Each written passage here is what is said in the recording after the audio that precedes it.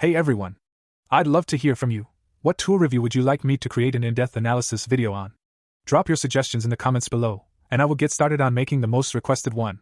Make sure to subscribe to the channel, as I upload trending tool insights. Welcome to the Deep Dive, where we sift through the chatter and get straight to the insights. You know that feeling, right? That little nagging itch of curiosity, maybe? Or sometimes it's a gut feeling that something's maybe a bit off in a relationship. And in our world now, these digital spaces, well, that's often where those feelings point. Apps, profiles, they can hold secrets. Today, we're doing a deep dive into a tool that's designed exactly for that kind of situation, for getting clarity. CheaterBuster AI. It's making waves, definitely. Claims it can find hidden Tinder profiles with pretty high accuracy, just needs a name, age, location. We've seen the buzz, on Reddit, Quora, Trustpilot.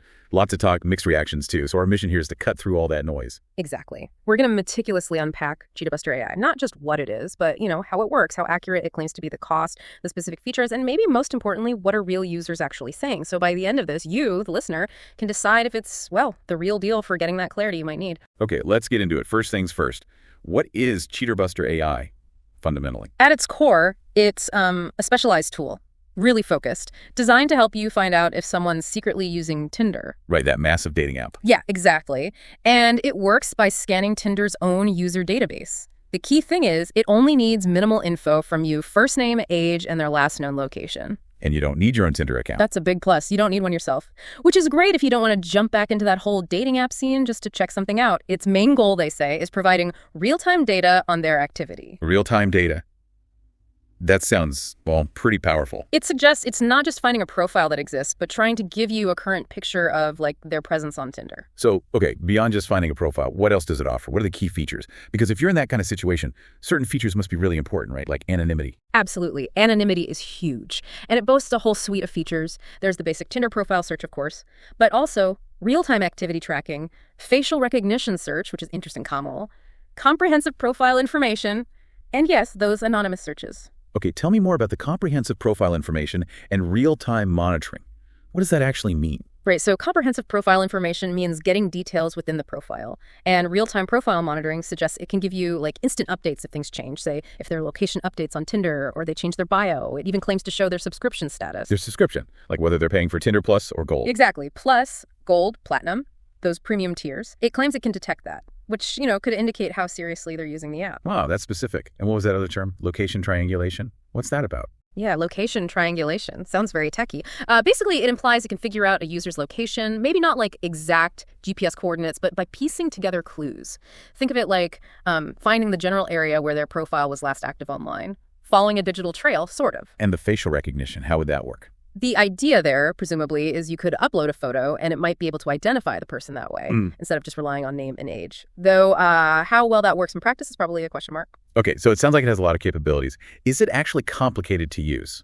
Because, dealing with a stressful situation, you don't want a difficult tool. Apparently not. The process seems pretty straightforward based on the research. You go to the website, you put in the name, age, location, and you sign up, pick a plan, pay, and then you just wait for an email notification with the results. It's designed to be user-friendly. Right.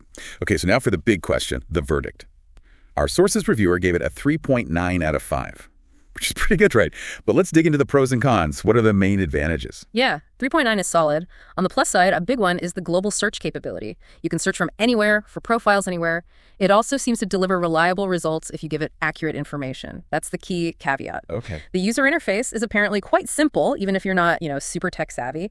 And it provides those detailed insights we talked about, last activity, location, even the subscription status. And the big one, no need for your own Tinder account. Exactly. That keeps coming up as a major pro. So essentially, it's not a magic wand, but a very focused tool for a specific digital issue. Those are some strong points. Makes it sound quite appealing. So let's flip that coin. Where does it fall short? What are the cons? Okay, the cons. First, it's Tinder only. If you're worried about Bumble, Hinge, whatever, this won't help. It's laser focused. Right, limited scope. The cost can also add up, especially if you need more than one search. We'll get to the pricing, but yeah. It also needs precise information. If you're slightly off on the age or location, it might not work, which can be tricky.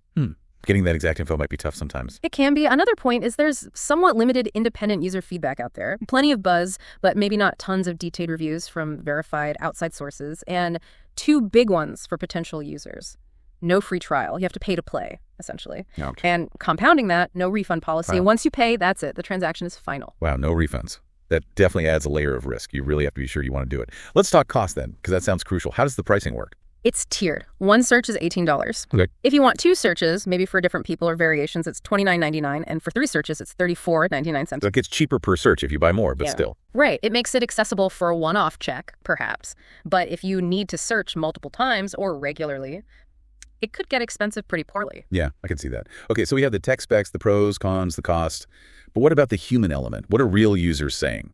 Those stories are often the most telling, aren't they? They really are. We looked at places like Trustpilot and Reddit and found some quite revealing anecdotes. Like what? Well, one user titled their review, "Caught My Boyfriend Lying." They used it and apparently found links to OnlyFans models via his activity. Wow. Okay. Another user had the opposite experience, gained clarity with a search. They used it, found the person wasn't on Tinder, and felt huge peace of mind. So it works both ways, confirmation or relief. Exactly. There was another interesting one. Someone saw it on TikTok, got curious. Ah, the TikTok effect. Right. Tested it with friends just for fun.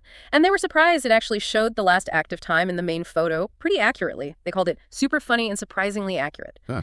Someone else felt it was worth the risk because they found exactly what I needed, implying it delivered on its promise for them. And over on Reddit, you see threads where people are discussing it, confirming that, yes, it actually seems to work for tracking Tinder activity. Those stories really bring it home, don't they? The real-world impact. It makes you think, doesn't it, how intertwined our digital lives and our emotional lives have become. Absolutely. And it's interesting to connect these personal stories to the bigger picture.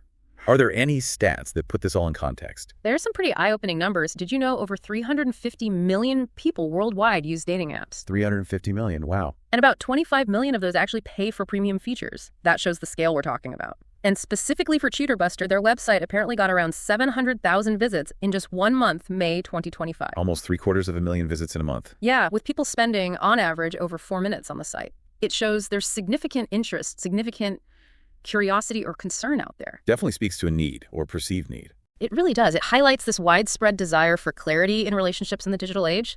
As for who uses dating apps, demographics show about 60% are 18-34 years old, but 20% are 35-44, and 15% are over 50. So it's really across the board. Not just for young people then. Good to know. Okay, so CheaterBuster is specialized for Tinder.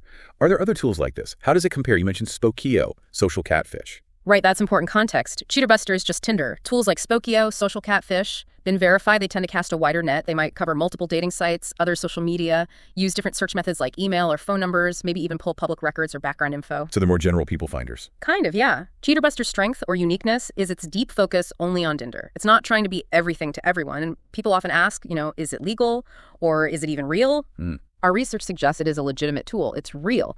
But legality and ethics can be debated, obviously. Its accuracy really hinges on having unique, correct information. And it's worth noting those flashy CheaterBuster AI videos you might see online, often dramatized for views. So, manage expectations based on those. Right. Reality check needed. Okay, so pulling it all together, who is this really for? Who benefits most? It seems to really hit the mark for a few specific groups. Concerned partners, obviously, who want to check suspicions discreetly without needing their own Tinder account. Also, global searchers, people who need to look for profiles across different countries. And privacy-conscious users, those who really value anonymity and don't want their own digital footprint involved in the search. It fills a very specific niche for these users. Makes sense. It carves out its own space. So there you have it. Our deep dive into CheaterBuster AI. It seems like it is a valuable tool, but definitely a specialized one.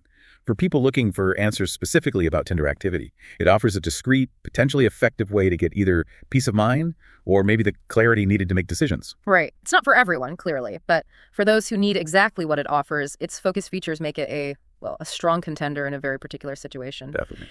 And as we finish up, maybe something to chew on for you, the listener. We live in a time where tools like this exist, tools that let us peek behind the digital curtain of relationships. How do we balance that desire for truth, for clarity, with things like privacy, trust? What does the emergence of tools like CheaterBuster really tell us about how trust and transparency are evolving in our digital age? Something to think about.